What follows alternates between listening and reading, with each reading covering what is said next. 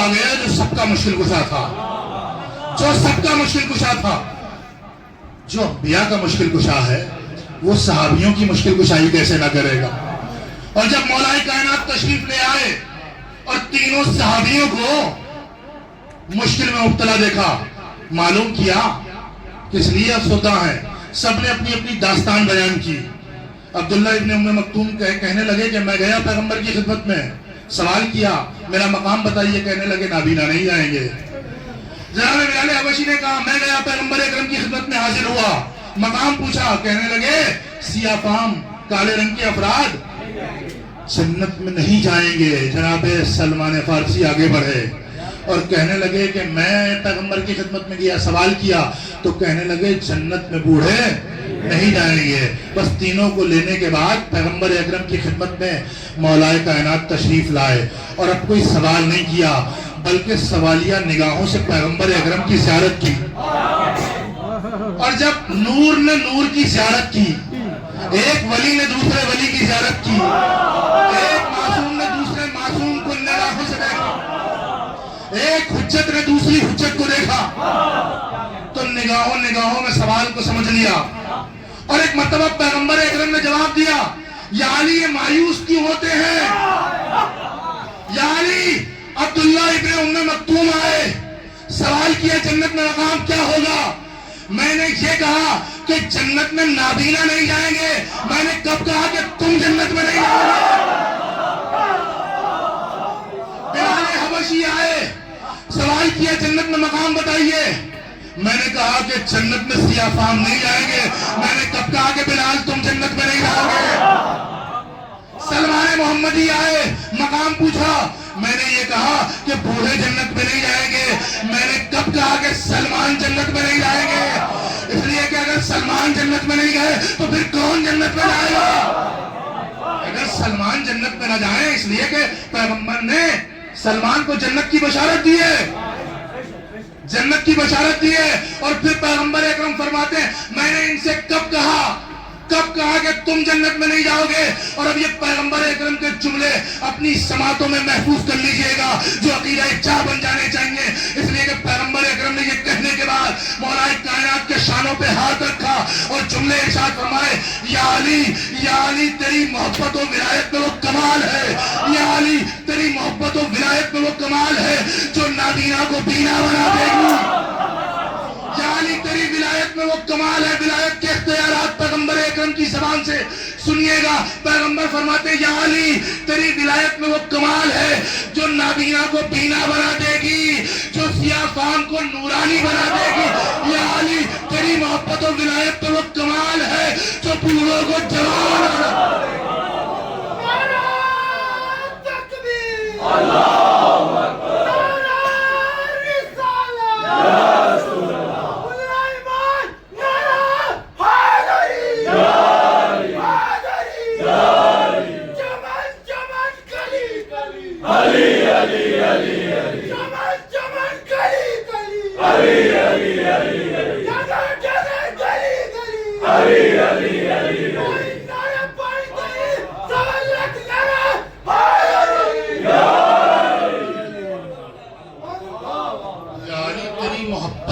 کمال ہے کہ جو نابینا کو بینا بنا دے گی، جو سیاہ فام کو نورانی بنا دے گی اور جو بوڑھوں کو جوان بنا دے گی. اب مجھے میرے بزرگ بتائیں کہ اس بڑھاپے میں جنت میں جانا پسند ہے یا علی کی ولایت کو دل میں رکھ کے جوان جا کر اس لیے کہ آپ سب کے دل میں ولایت مولا کائنات موجزن ہے اور آپ ہی بزرگوں نے تو یہ ولایت ہم تک پہنچائی ہے. لہذا علی کی ولایت میں کمال ہے اور بتا دیا کہ علی کی ولایت تغیر لاتی ہے، تبدیلی لاتی ہے، چینجنگ لاتی ہے. اللہ اکبر. علی کی ولایت بدلاؤ لاتی ہے، تبدیلی لاتی ہے، چینجنگ لاتی ہے، کیونکہ پیغمبر نے بتا دیا. اور یہ تو فزیکل چینجنگ ہے، یہ تو جسموں کی چینجنگ ہے، جسموں کی تبدیلی ہے. اس لیے کہ علی کی ولایت تو وہ ولایت ہے جو انسان کے اعمال سدھار دیتی ہے، انسان کا کردار سنوار دیتی ہے۔ اس لیے کہ عشرے کا مجموعہ جو مضمون ہے ان مجموعہ تقاریر کا، وہ ولایت اور آثار ولایت اور ولایت کے فائدے ہیں۔ تو ولایت کا کمال یہ ہے کہ یہ تبدیلی لاتی ہے، ولایت کا کمال یہ ہے کہ یہ بدلاؤ لاتی ہے، اور جب یہ جسموں میں بدلاؤ لا سکتی ہے تو پھر کرداروں میں بدلاؤ کیوں نہیں لا سکتی؟ پھر یہ اخلاق میں بدلاؤ کیوں نہیں لا سکتی؟ پھر یہ اعمال میں بدلاؤ کیوں نہیں لا سکتی ہے؟ تو اب یقین جانیے گا، اس لیے کہ ولایت کے اختیارات تو تصرفات پہ تو شک نہیں ہے، ولایت کی قوت و طاقت پر کوئی شک نہیں کر سکتا، اگر شک کرے تو پھر اس پر شک ہے۔ ولایت کے اختیارات پر شک نہیں ہے، اگر شک کرے تو اس پر شک ہے۔ تو یہاں سے بات اور پیغام یہ ہے کہ ولایت تبدیلی لاتی ہے، اور صرف جسموں میں تبدیلی نہیں لاتی بلکہ کردار میں تبدیلی لاتی ہے، فکر میں تبدیلی لاتی ہے۔ یہ فرش اعضا بک چکا ہے اور کچھ دنوں کے بعد یہ فرش اعضا سمٹ بھی جائے گا، مجلسیں تمام بھی ہو جائیں گی، ولایت کے موضوع پر گفتگو تمام بھی ہو جائے گی، لیکن سوال یہ دیکھنا ہے، بات یہ دیکھنی ہے، علی کی ولایت سب کے گریبانوں میں جھانک کر ضرور دیکھے گی کہ اس ولایت نے کردار کو تبدیل کیا کہ نہیں کیا، اعمال کو تبدیل کیا کہ نہیں کیا۔ یہ پہلے پڑوسیوں کو ستاتا تھا، علی کی ولایت سننے کے بعد اس میں تبدیلی آئی کہ نہیں آئی؟ یہ پہلے نماز سے دور بھاگتا تھا، علی کی ولایت کے بعد سجدے کر رہا ہے کہ نہیں کر رہا؟ صلوات پڑھتے ہیں صلی اللہ محمد و آل محمد۔ لہذا ولایت میں کمال ہے، ولایت میں کمال ہے۔ اور دیکھیں انسان کی فطرت بھی یہی ہے کہ انسان کمال پسند ہے، اس کی فطرت ہے، نیچر ہے اس کا کہ وہ کمال کو پسند کرتا ہے۔ بس میں بات کو تمام کر رہا ہوں، وہ کمال کو پسند کرتا ہے، وہ زوال کو پسند نہیں کرتا، وہ ہمیشہ کمال بلندی کو پسند کرتا ہے۔ اب یہ الگ بات ہے، اس کی قسمت ہے کہ اسے کمال کس چیز میں نظر آتا ہے، یہ کمال کس چیز میں نظر آتا ہے۔ اس لیے کہ ہم نے پوری کائنات میں، پوری دنیا میں دیکھا کہ مشاہدہ کیا، تجربہ کیا کہ انسان کمال پسند تو ہے، لیکن یہ اس کا ذوق ہے، اس کا شوق ہے، اس کی قسمت ہے کہ اس کی قسمت میں بعنوان کمال آتا کیا ہے، اس کی قسمت میں بعنوان کمال آتا کیا ہے۔ اس لیے کہ لوگوں نے سورج کو کمال دیکھا تو سورج کی پوجا کرنے لگے، سورج کو اپنا خدا سمجھنے لگے۔ لوگوں نے چاند کو کمال سمجھا تو چاند کو کمال سمجھ کر اس کی پوجا کرنے لگے، اس کو ماننے لگے، اس کو خدا سمجھنے لگے۔ کچھ لوگوں نے ستاروں کو کمال سمجھا تو اس کو ماننے لگے، اس پہ عقیدہ رکھنے لگے۔ کچھ لوگوں نے زمین کو کمال سمجھا تو زمین کو خدا سمجھنے لگے۔ کچھ لوگوں نے درخت کو کمال سمجھا تو اس کے آگے اپنا سر جھکا دیا۔ یہی ہے نا، دنیا کا مشاہدہ کر لیجیے آپ پوری کائنات کا، تو ان تمام چیزوں سے معلوم کیا ہوتا ہے کہ کمال پسند تو ہے، مگر یہ کمال کو پہچاننے میں دھوکہ کھا جاتے ہیں۔ اور جو ہمارا حقیقی خدا ہے اس نے بھی فیصلہ کر لیا تھا کہ جو چیز تمہاری نگاہ میں کمال ہے، اس کمال کو اگر اہل بیت علیہ السلام کے دروازے پہ لا کے نہ رکھ دو تو خدا تم سورج کو کمال کہتے ہو، سورج کو خدا کہتے ہو، میں اسی گھر کے ایک فرد سے پلٹا کر نہ دکھا دوں تو خدا۔ تم چاند کو کمال کہتے ہو، چاند کو خدا مانتے ہو، ہاں اسی گھر کے ایک فرد سے چاند کے دو ٹکڑے نہ کرا دوں تو خدا نہ دینا۔ تم ستاروں کو خدا سمجھتے ہو، ستاروں کو کمال سمجھتے ہو، اگر اسی ڈبڑی پہ ستارے کو نہ بلا دوں۔ تم زمین کو، تم خاک کو خدا سمجھتے ہو، تم خدا تراب کو خدا سمجھتے ہو، اگر میں کسی کو ابو تراب نہ بنا دوں۔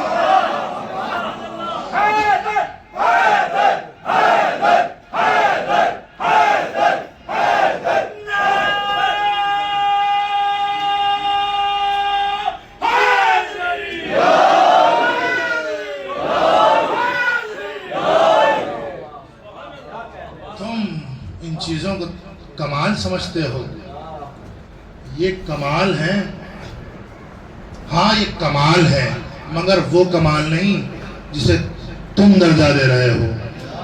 اگر ان میں کمال نہ ہوتا تو یہ در اہل بیت پہ نہ جھکتے۔ کمال تو ہے لیکن وہ کمال نہیں جو کمال تم سمجھ رہے ہو۔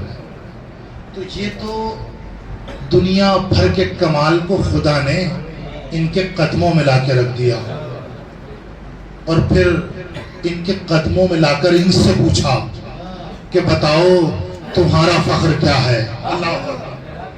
تمام فضیلتوں کو ان کے قدموں میں لا کر رکھ دیا۔ بس آخری بات ہے اور بات کو تمام کر رہا ہوں۔ تمام کمالات کو ان کے قدموں میں لا کر رکھا، ان کی ڈیوری پہ لا کے رکھا، اور اب پوچھا کہ تم اپنا کمال بتاؤ، اپنا فخر بتاؤ۔ تو مولا کائنات نے، جب مولا کائنات سے سوال ہے کہ آپ کا کمال کیا ہے، تو مولا نے اپنے کمال کو بتا دیا۔ اور یہ جملے مولا کائنات کے مناجات شعبانیہ میں موجود ہیں، اور مولا فخر سے کہتے ہیں کہ خدا میرا فخر تو یہ ہے، میرا کمال تو یہ ہے کہ تو میرا رب ہے۔ میرا ایک کمال اور ایک فخر یہ ہے کہ تو میرا رب ہے، اور میرا دوسرا کمال، دوسرا فخر یہ ہے کہ میں تیرا بندہ ہوں۔ صلوات پڑھ دیں۔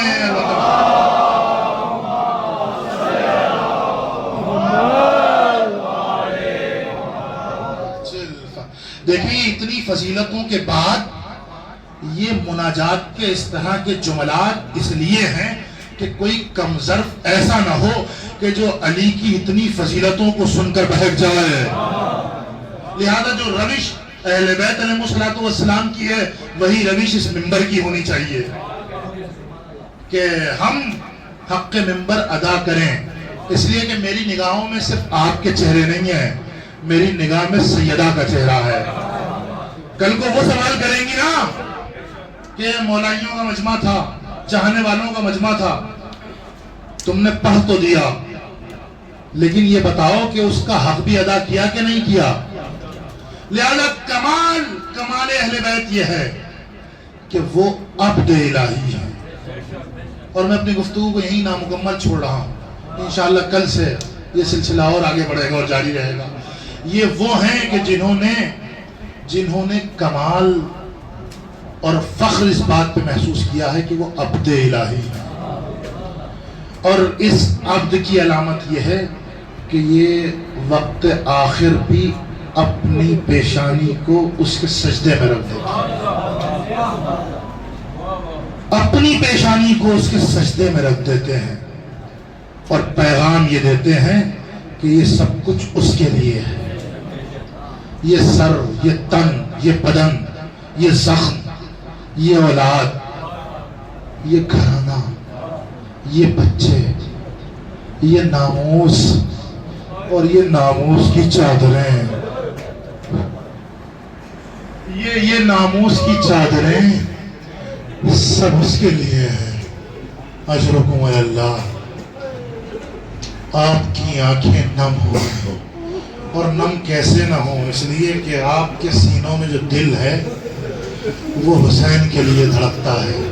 ہاں پورے سال انتظار رہتا ہے نا کہ کب آئے گا حسین کا مہینہ، کب روئیں گے حسین کو۔ ادھر ایام ازاں رخصت ہوتے ہیں اور ادھر پھر سے انتظار شروع ہو جاتا ہے، ہائے حسین کیسی نعمت سے محروم ہو گئے، اور پورے سال جن دنوں کا انتظار کر رہے تھے وہ دن نہ گئے۔ پہلی محرم ہے، اور جب یہ محرم آتی ہے نا تو عزاداروں کی کیفیت متغیر ہوتی ہے، تبدیل ہوتی ہے، چہرے زرد ہو جاتے ہیں، اور یہ جو کیفیت ہے یہ فطرتاً ہے۔ یہ امام معصوم سے پوچھا گیا کہ یہ اضطراب کیوں ہے، یہ عزاداروں میں پہلی محرم سے ہی اضطراب کیوں شروع ہو جاتا ہے، یہ کیوں بے چین ہوتے ہیں؟ ہاں حسین کی قربانی ہے تو 10 محرم کو ہے، یہ پہلی محرم آتے ہی اتنے بے چین کیوں ہو جاتے ہیں؟ آمادہ ہو جائیے گا رونے کے لیے، اس لیے کہ امام معصوم کے جملے پڑھ رہا ہوں، اور مصیبت بڑی مصیبت ہے جو امام معصوم کا جواب ہے، اور اپنی آوازوں کو آزاد کر دیجئے گا۔ حسین پہ رونا ہے، میں نے کل بھی عرض کیا تھا کہ حسین پہ رونے کے لیے آمادہ اس لیے ہو جائیں کہ آپ کے آنسوؤں کا انتظار کوئی بیوی کر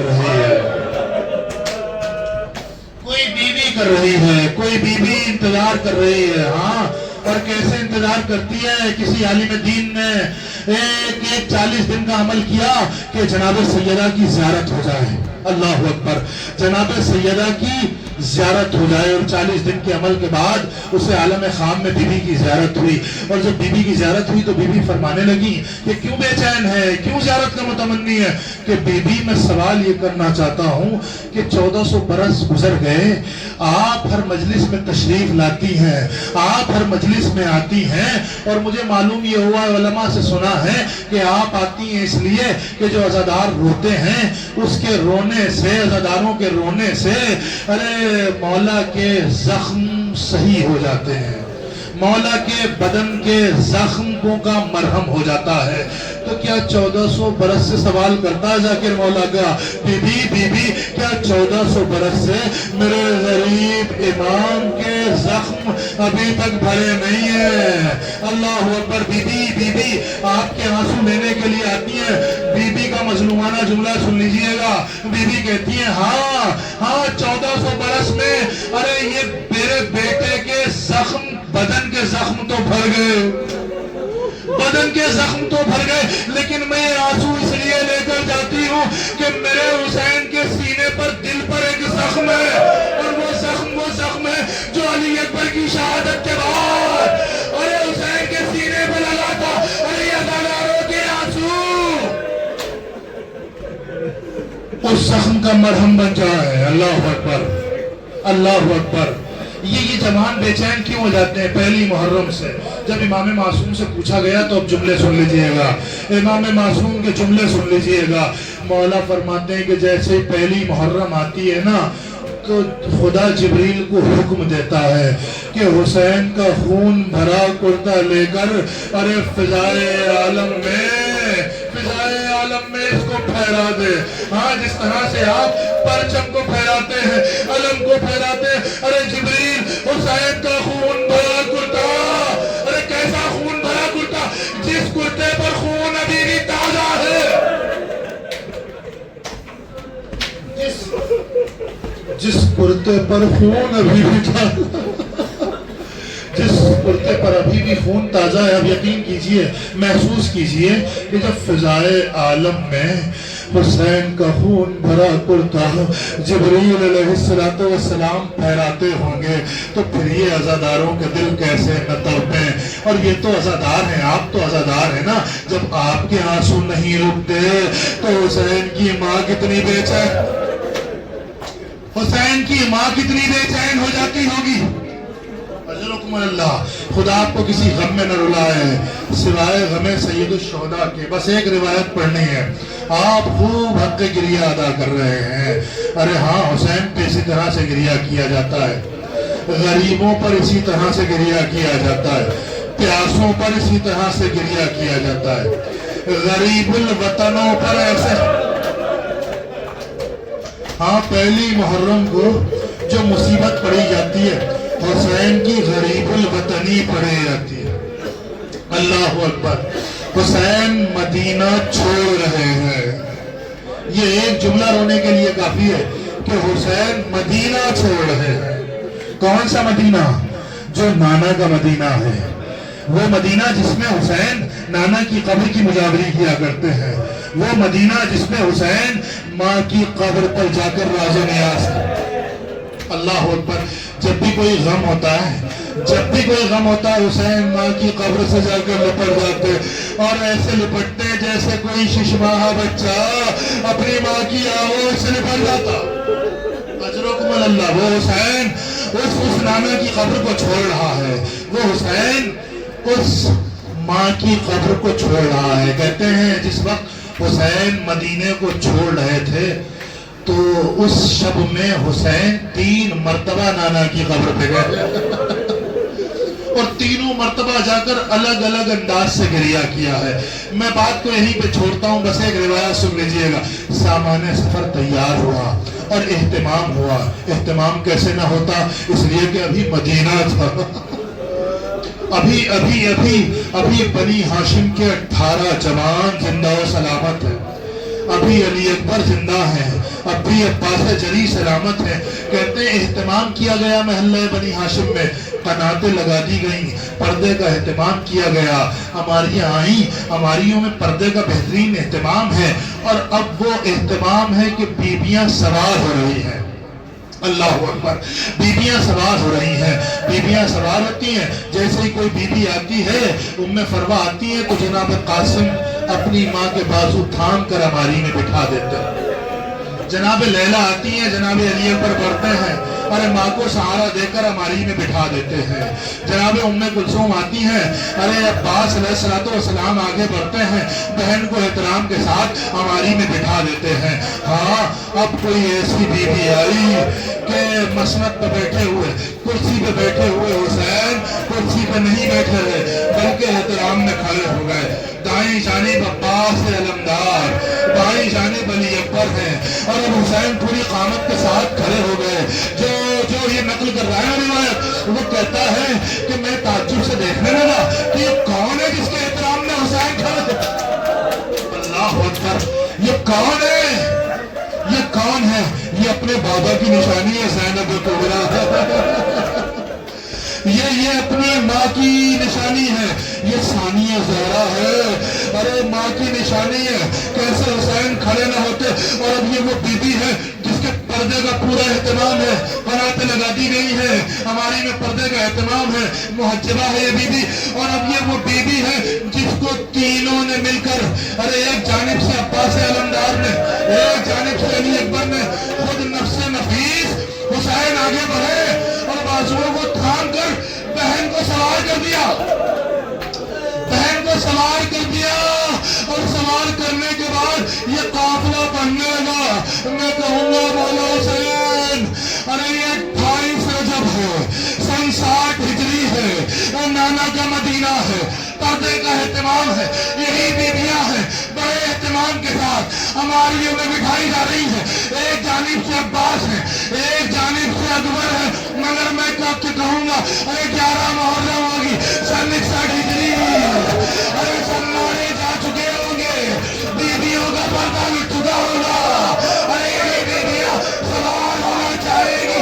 ارے کبھی دائیں جانب دیکھے گی، عباس نظر نہ آئیں گے، بائیں جانب دیکھے گی، ارے اکبر نظر نہ آئیں گے. اور اب فضا ہوں گی، زینب کبریٰ ہوں گی، فضا ہاتھوں کو جوڑے گی، شہزادی میں سوار کراتی ہوں.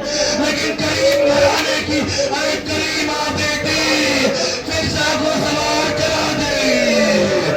ارے دیکھ جاوا اونٹوں پر زینب کبریٰ کیسے سوار ہوئے.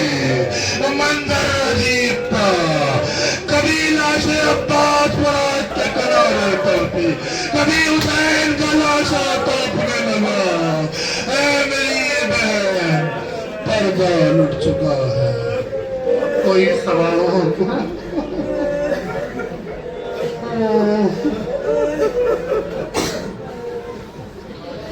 سيعلم الذين ظلموا أي منقلب ينقلبون. إنا لله وإنا إليه راجعون. رزم بقضائه وتسليما لأمره. يا الله يا الله يا الله يا الله يا الله يا رحمن يا رحيم يا مقلب القلوب ثبت قلبي على دينك. خدایا تجھے واسطہ بحق اہل بیت علیہ الصلوۃ والسلام ان آوازوں پہ اپنی رحمت نازل فرما. آمین. خدایا ان آنکھوں کو دیدار کربلا نصیب فرما، ان آنسوؤں کو رومال سیدہ نصیب فرما. خدایا ہماری عزاداری سے راضی و خوشنود ہو جا. خدایا ہمیں توفیق دے کہ عزائے سید الشہداء کو بڑھ چڑھ کر منائیں.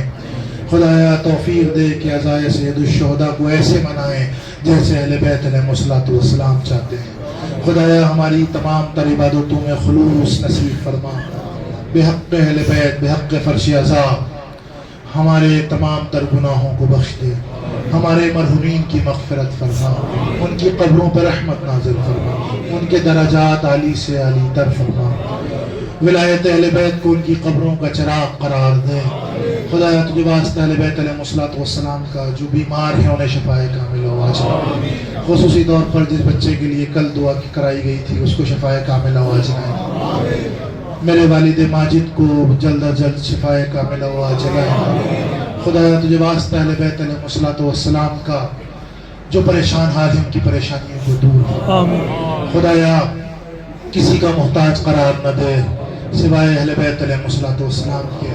خدایا تجھے واسطہ اہل بیت علیہ السلام کا جو پریشان حال ہیں ان کی پریشانیوں کو دور کر، جو مقروض ہیں ان کے قرض کی ادائیگی فرما۔ خدایا شیعان حیدر کرار جہاں جہاں ہیں ان کی جان مال عزت کی حفاظت فرما۔ خدایا تجھے واسطہ اہل بیت علیہ السلام کا ہمارے علماء اعلام کا سایہ ہمارے سروں پہ قائم و دائم رکھ۔ خدایا تجھے واسطہ اہل بیت علیہ السلام کا دشمنان دین، دشمنان عزاداری، دشمنان مرجعیت اگر قابل ہدایت نہیں ہے تو ان کو نابود فرما۔ خدایا تجھے واسطہ اہل بیت علیہ السلام کا حجت آخر امام زمانہ صلی اللہ تعالیٰ فرزہ الشریف کے ظہور میں تعجیل یا رب العالمین۔ ماتم حسین